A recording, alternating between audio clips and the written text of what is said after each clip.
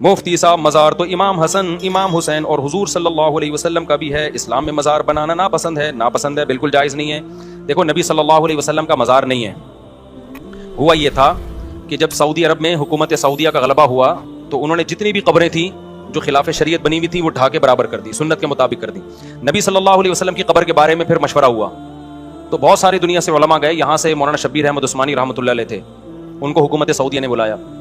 تو انہوں نے وہاں عربی میں تقریر کی۔ انہوں نے کہا کہ ایک ہے قبر پہ مزار بنانا، ایک ہے پہلے سے ایک عمارت بنی ہوئی ہو اس کے اندر قبر بنانا۔ تو رسول اللہ صلی اللہ علیہ وسلم کا جو حجرہ مبارک ہے حضرت عائشہ کا، وہ پہلے سے موجود تھا،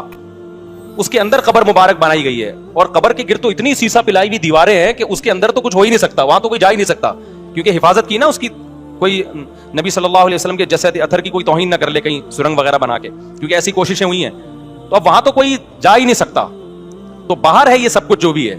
اور اس کی حفاظت کے لیے پہلے عمر بن عبدالعزیز نے 4 دیواری بنائی، 6 دیواری بنائی، تاکہ 4 دیواری اس لیے کہ بیت اللہ سے مشابہت نہ ہو اور کہیں لوگ طواف نہ شروع کریں، تو 6 کونے والی دیوار بنائی عبداللہ بن عمر نے حفاظت کے لیے، تاکہ کوئی اندر جا ہی نہ سکے۔ پھر بعد میں سیسا پلائی ہوئی دیواریں، تو وہ قبر تو اتنی پیک ہو چکی ہے، اس پہ تو مزار بنانا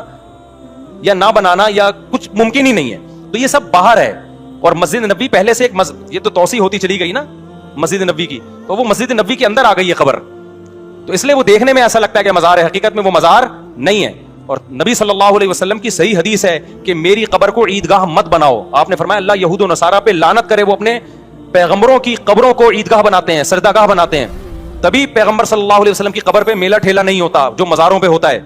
وہاں بیٹھنے کی اجازت نہیں ہے، وہاں صرف یہ کہ آپ سلام پڑھیں اور نکل لیں، تو اس لیے اللہ نے اپنے حبیب صلی اللہ علیہ وسلم کی قبر کو اس سے محفوظ رکھا ہے۔ لیکن آپ عبداللہ شاہ غازی کے مزار پہ جاؤ اور پیغمبر کی قبر پہ جاؤ، دونوں میں زمین آسمان کا فرق نظر آئے گا، وہاں قوالیاں چل رہی ہیں، وہاں دھمال ہو رہے ہیں، وہاں طواف ہو رہے ہیں، وہاں سردے ہو رہے ہیں، تو کیا نبی کی قبر پہ ایسا ہوتا ہے؟ بالکل نہیں ہوتا۔ رہا مسئلہ حضرت حسن و حسین رضی اللہ عنہما کا، تو مجھے نہیں پتا ان کی قبر پہ کیا ہو رہا ہے، اگر وہاں بھی یہ سب کچھ ہو رہا ہے جو مزاروں پہ ہوتا ہے تو وہ بھی حرام ہے بھائی۔ جو بھی اس قبر جن کے بھی وہاں کی جو بھی گورنمنٹ ہے اس سے قیامت کے دن سوال ہوگا، یہ اہل بیت ہیں، آپ نے ان کی قبروں پہ بدعتیں کیوں کی ہیں؟ مجھے پتا نہیں ہے ہوتی ہیں کہ نہیں ہوتی، لیکن اگر ہو رہی ہیں تو غلط ہو رہی ہیں، وہ ناجائز کام کسی کے کرنے سے جائز تھوڑی ہو جاتا ہے۔ نبی صلی اللہ علیہ وسلم کی صحیح مسلم کی حدیث ہے، آپ نے حضرت علی کو بھیجا مدینہ میں آنے کے بعد کہ جو قبر ایک بالش سے اونچی نظر آئے اور پکی نظر آئے اسے برابر کر دو، تو نہ ایک بالش سے اونچی قبر بنانا جائز، نہ اس قبر کو پکا کرنا جائز ہے، سمجھتے ہو؟ میں جرمنی گیا، میں نے یہودیوں کا قبرستان دیکھا، اور آپ یہاں مسلمانوں کا قبرستان دیکھو، آپ کو یہودیوں کا قبرستان سنت کے مطابق نظر آئے گا، مسلمانوں کے قبرستانوں میں آپ کو ایسے بڑے بڑے گنبد اور قبے نظر آئیں گے، سمجھ